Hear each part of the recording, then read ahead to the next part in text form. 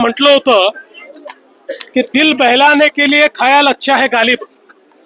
मी याच्यावर एवढंच म्हणेन, दिल बहलाने के लिए ख्याल अच्छा है गालिब. जोपर्यंत सत्य स्वीकारणार नाहीत तोपर्यंत सर्व पक्षांची अवस्था अशीच असेल.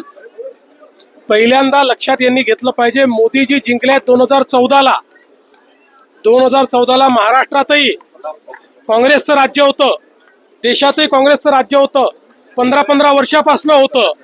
त्यामुळे जोपर्यंत आपण का हारतो आहोत, जनतेने आपल्याला का नाकारलाय हे विसरून किंवा याचा अभ्यास न करता छाती बडवण्याचं काम करतील तोपर्यंत हे कधीच निवडून येणार नाही.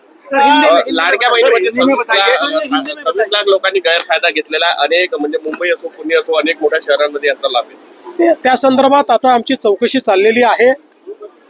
जे चुकीचा लाभ घेणारे लाभार्थी असतील त्यांचा लाभ बंद केला जाईल. सुद्धा मतचोरीचा एकदम पुन्हा ऐसा है कि गालिब ने कहा था दिल बहलाने के लिए ख्याल अच्छा है गालिब. बस वही मैं कहना चाहता हूँ, ये अपना दिल बहला रहे हैं और अपने कार्यकर्ताओं को बताने की कोशिश कर रहे हैं कि अपन तो जीत ही रहे थे, अपनी हार में कोई षड्यंत्र है ताकि कार्यकर्ता बिखर न जाए. लेकिन मैं उनको इतना ही कहना चाहता हूँ, जब तक अपनी हार का आत्मचिंतन ये नहीं करेंगे तब तक ये नहीं जीतेंगे. लोगों ने मोदी जी को चुनकर दिया है, लोगों ने हमको चुनकर दिया है. जब तक लोगों का अपमान करते रहेंगे और जब तक झूठ बोलते रहेंगे तब तक ये कभी जीत के नहीं आ सकते. खड़गे जी ने ये कहा है कि मोदी जी बहुत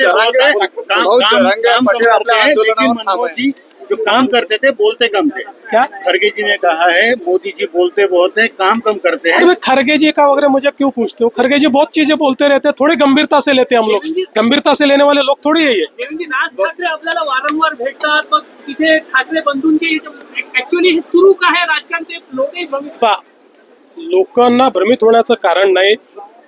आमची महायुती अभेद्य आहे. आम्ही महायुतीमध्येच लढणार आहोत.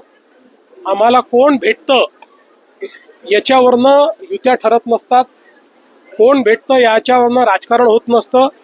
राजकारणामध्ये महायुतीच लढेल आणि महायुतीच जिंकेल. देवेंद्र जी, हिंदी में स्मार्ट विलेज के बारे में